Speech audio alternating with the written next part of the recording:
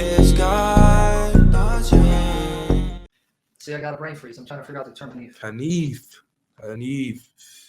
Honey, funny, girl, I'm in love with you, honey, funny. Trying to find the good conversations, man. Trying to find the back, but it's like playing a Russian roulette, man. Until Bill Key shows up, you ain't gonna get anything. Hello, you're a Muslim? Yes, alhamdulillah. Welcome to the platform, man. Welcome to the platform. Did you have a question for us? The topic? No. I just wanted to come on here. I just wanted to have a conversation with both of you. Can I ask your good names, please? My name's Avery, and this is my Uncle Sam. Hello. So, Brother Avery and Brother Sam, yeah? Mm-hmm. What do you say? Brother Avery and Brother Sam. First and foremost, can I just make a point? I'm from the UK, so at this moment in time is 10:04 in the morning. No way. 4:10. That's okay. You're up now. I was Getting ready for this Fajr live prayer. for so long. I've been wanting to speak to you too. Like, What? I've been waiting. And can I just say something as well? Okay, Can I just say something?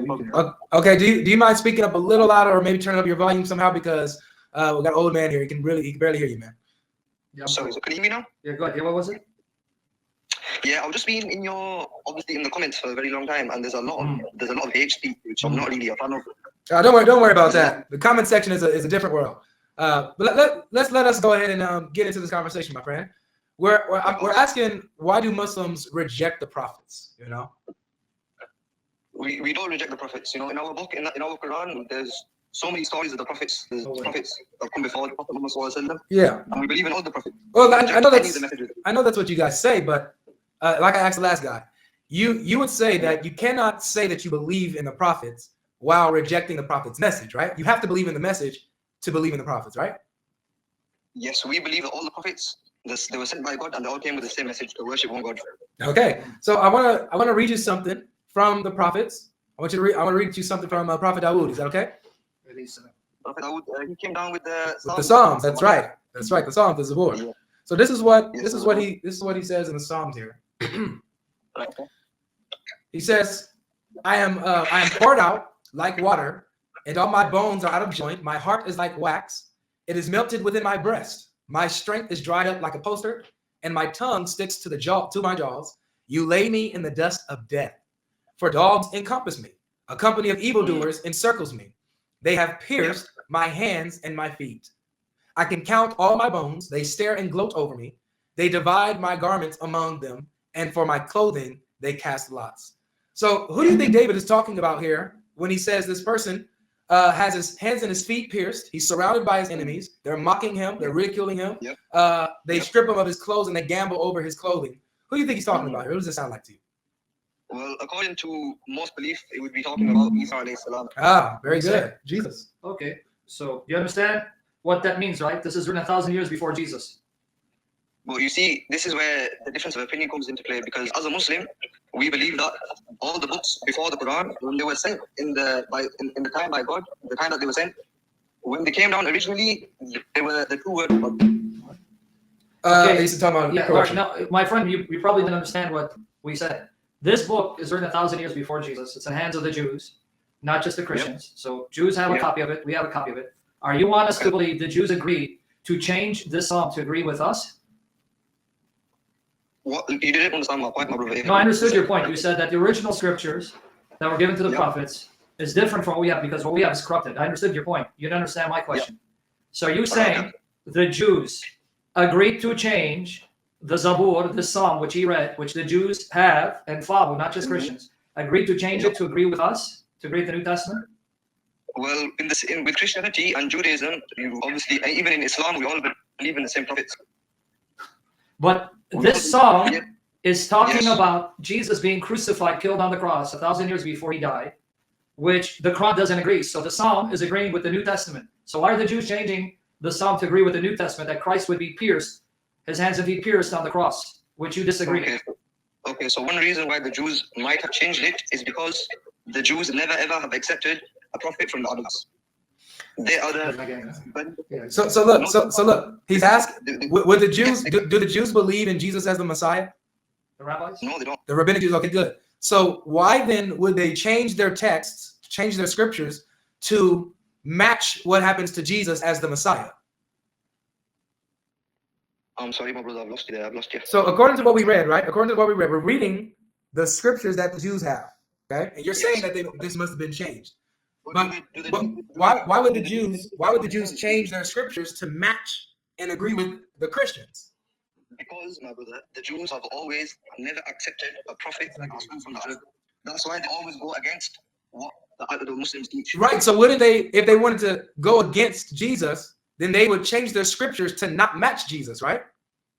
Well, they would ultimately want to go against Islam. Well, yeah. Okay. So go against Islam, go against the prophets, go against Jesus. So they would not, if they were to change their scriptures, they would change their scriptures in a way that doesn't agree with the New Testament, right? I'm not too sure about that, brother, because I'm not really studied Christianity like that. I know about the New and Old Testament and stuff. He said he's not really studying. Why don't you start reading them and study them to understand them? Because Islam is a very, beautiful religion, and I'd rather stick to my own religion. Well, okay, so you're saying it's beautiful, but we don't think it's beautiful because we see the Bible's beautiful and the Quran contradicts the Bible. So anyone can think something is beautiful, but proving it is something else. So his point was, if you understood, his point was, though you Muslims claim you believe the message of the prophets, you don't, because when we show you the message of the prophets, you say it's changed, it's corrupted, it's not the original message. That means you're saying that these prophets were not loved or respected or honored enough by God to preserve their message, but he did it for the Quran, not for them. Why is Allah showing favoritism when your Quran says that Allah doesn't distinguish between any of them, and yet you're saying for everyone, Allah preferred the Quran and Muhammad over the prophets and their message. He gave them a message that he allowed to be corrupted, showing them disrespect. Why did your God do that to the prophets? Sorry, can you repeat that again, please, bro? You're saying, his argument was, if you understood, and I will show you from the Quran, your argument was, no, we accept the prophets and the message, it's in the Quran. We're saying no, because the scriptures we have, the scriptures of the Jews that the Christians accept, and the scriptures we have from Jesus' followers, they teach one thing, and the Quran contradicts it. You're saying, well, it's corrupted. But then he told you, wait, but the scriptures of the Jews agree with the New Testament, our scriptures. So the Jews were going to change the scriptures. They wouldn't change it to agree with us. But my question to you is this. When you say that the scriptures of the prophets were changed and corrupted, you're saying that Allah, whom you believe, gave those messages, those scriptures, didn't respect these prophets enough because he allowed their scriptures to be corrupted, but he made sure the Quran wouldn't be corrupted. Why didn't he show the same respect and treatment for these prophets that he does for the Quran and Muhammad? Right, so firstly, we're not saying that God didn't respect the prophets. So why are the scriptures corrupted? Because the people that the prophets came to preach to, after they had passed away, because of, for example, look, in the Bible it says, well, I'm not sure in the Bible, but in Islam we're not allowed to eat pork, but yet so many Christians eat pork.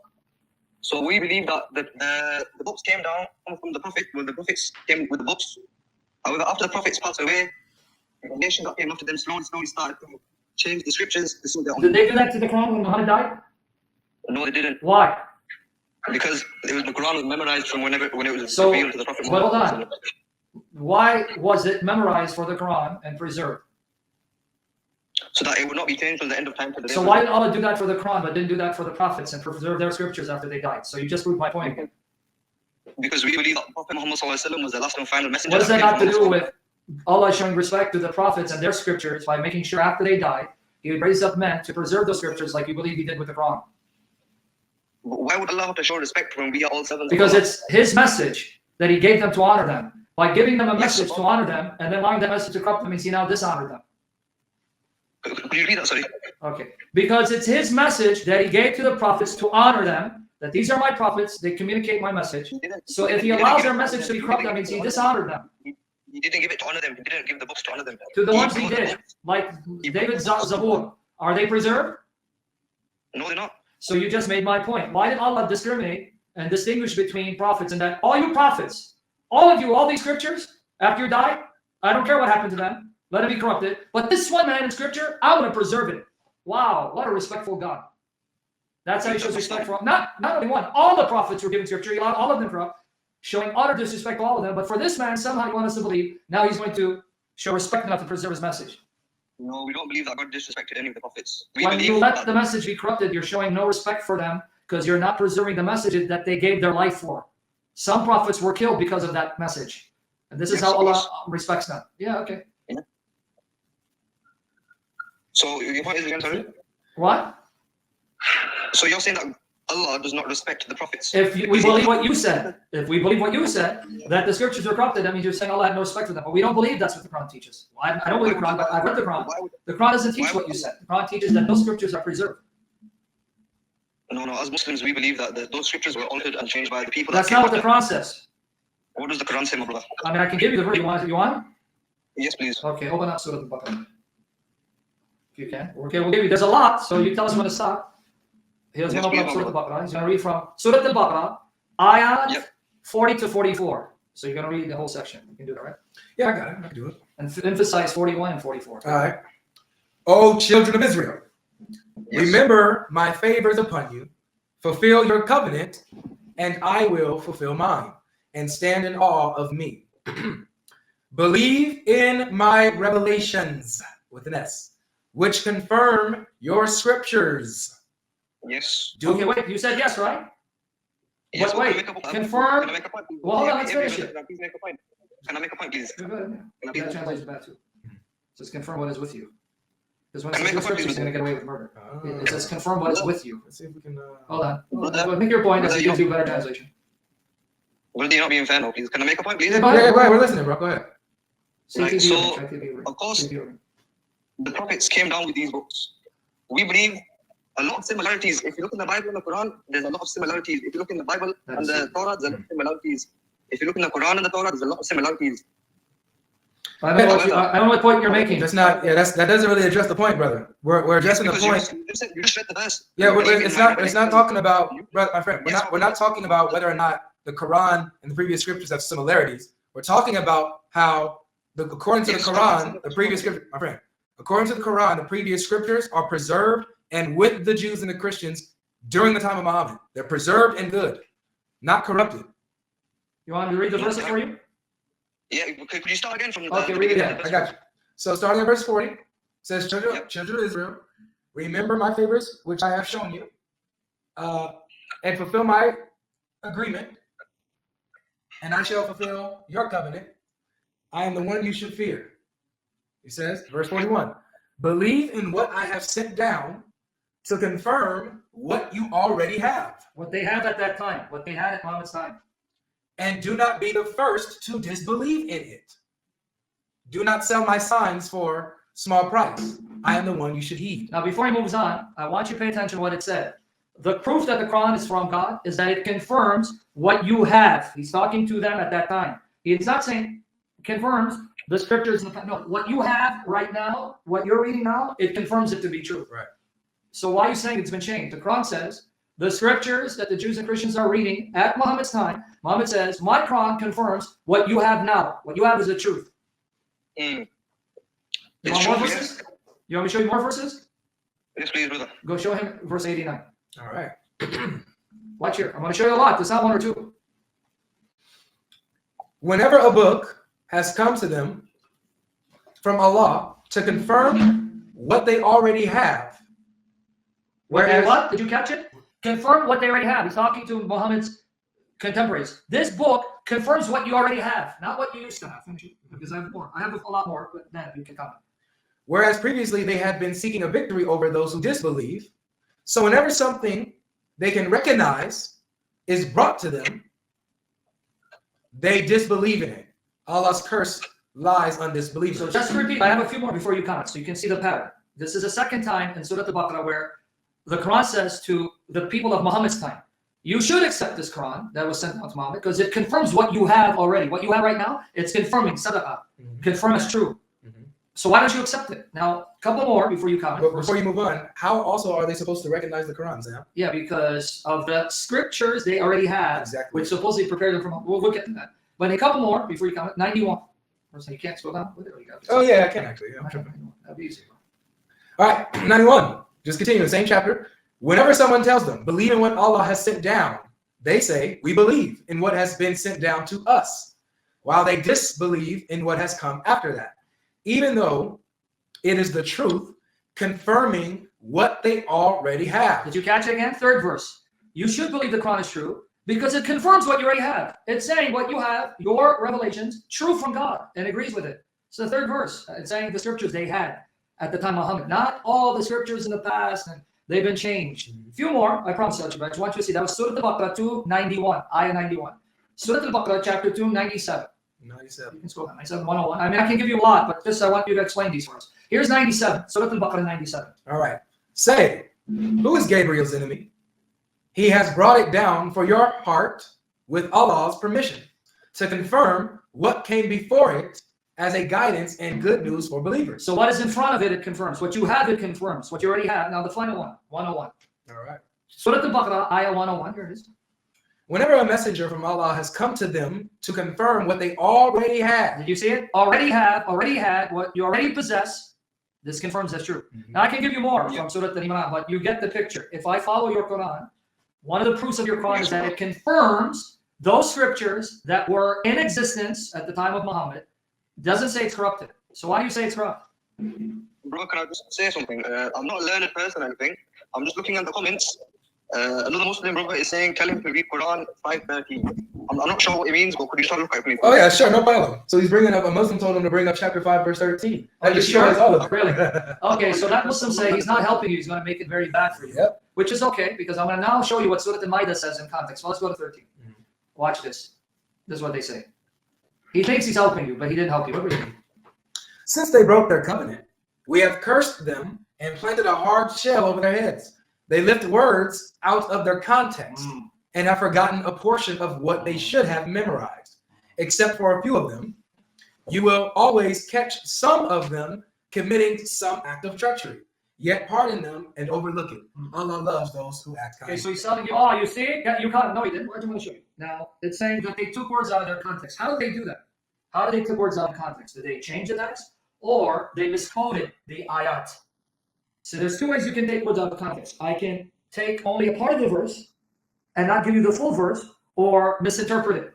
Or I can change the text. You don't need to guess. The Quran's going to tell you how they did it. But even if we go with your Muslim's interpretation, which he embarrassed you, don't ever trust all the Muslims. Who is this talking about? Read verse 14. Let's see. Watch it. Read verse 14. We accepted their covenant from those who say, we are Christians. Then they forgot a portion of what they had been commanded. So we have stirred up enmity and jealousy among them until the day of resurrection. Now, before he finishes, that first group, verse 13, was talking about certain Jews. So even if your friend is right, that's talking about what some Jews did to their scripture. But it doesn't say the Christians did that. It says what the Christians are guilty of. They forgot the covenant. They didn't say they took words out of it. How come your friend didn't tell you to read verse 14? But I just looked at the comments. what does he say? He just said, I just got it from the comment. Okay, now let me show you what else they didn't show you from Surah Al-Ma'idah. The same chapter, right? Yep. We're going to read 43 to 48. Now we're going to let Surah Al-Ma'idah explain what this doesn't mean. Say, you guys in the comments, don't help you, the Muslim guy. You're making it hard for him. Now watch, Surah Al-Ma'idah. We're going to read 43, 48. Here the Quran says to the Jews, stick with your Torah. It's going to tell the Christians, stick with your gospel. And you who follow Muhammad, stick with your Quran. You three groups, follow the Sharia given to you. Jews, stick with the Torah. Christians, stick with the Injil. Muslims, follow Muhammad, stick with the Quran. Here, you're going to read 543. All right. How can they choose you as a judge when they have the Torah, which contains Allah's judgment? Yet, even then, they will turn away, and such persons are not believers. So I'm going to ask you before we finish. It's a long section, but I'm going to go step by step. Here, the Jews are coming to Muhammad for judgment. And what does the Quran say? Why are they coming to you? They have the Torah. Stick with it. But wait, if the Torah is corrupted, why would the Quran say, why are you coming to Muhammad? Go to the Torah. If it's corrupted, they should have said, yes, good for you that you're coming to Muhammad, because you can't trust your Torah. So why is the Quran saying, why do they come to you, Muhammad? Tell them to go to the Torah. It's God,